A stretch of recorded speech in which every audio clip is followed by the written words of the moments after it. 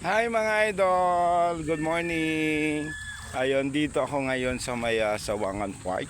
Ito yung break water. Ayun, kung mapansin nyo guys, mayroong project dito nga sinasagawa.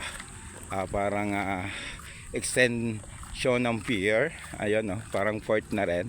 Kasi may mga linalagay siyang mga malalaking yung pinaka-poste sa dagat. Ito yung binabaon guys eh.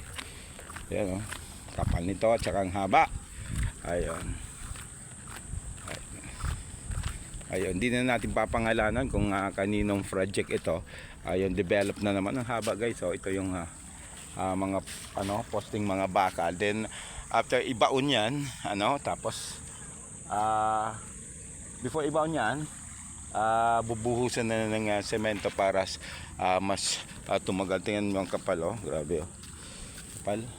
Siguro mga half inch yung kapal niya, no. Bilog na tubo. Ayun, ito is pansin natin talagang develop itong Legazpi, Then ito yung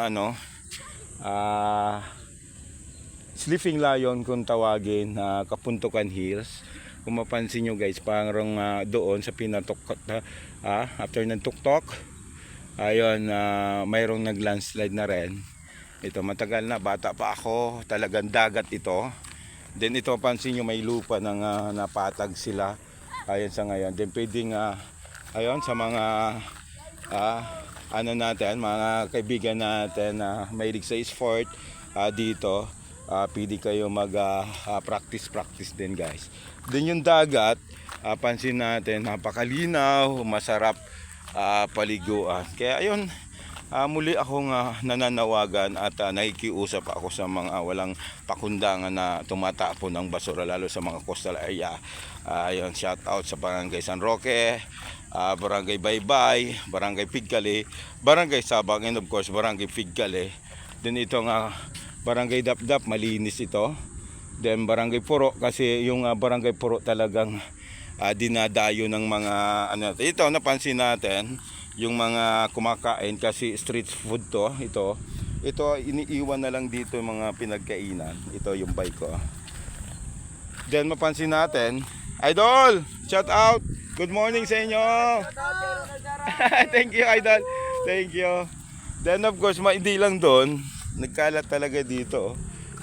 Siguro may tagalinis din dito. Siguro ayun, hindi na nalinisan. Then yung dagat guys, pansinin natin yung dagat.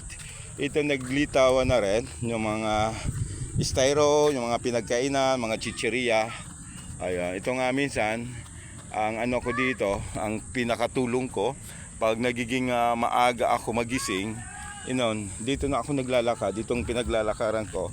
Then itong mga binababa ko na lang ito dito para at least hindi na pupunta dyan, din pa sa dagat. Kasi nga, ayan, maipon na dyan pag malakas ng hangin, kung saan na yun, kakalat ang mga basura. Ayun muna update natin. Araw Ronald reporting nagsasabi nga mabuhay Pilipinas, mabuhay Bicolandia, and of course mabuhay sa bagong Legazpi. God is good all the time. Thank you so much sa mga followers dyan, sa mga bagong followers ko. Maraming salamat at mabuhay po kayo. Thank you so much.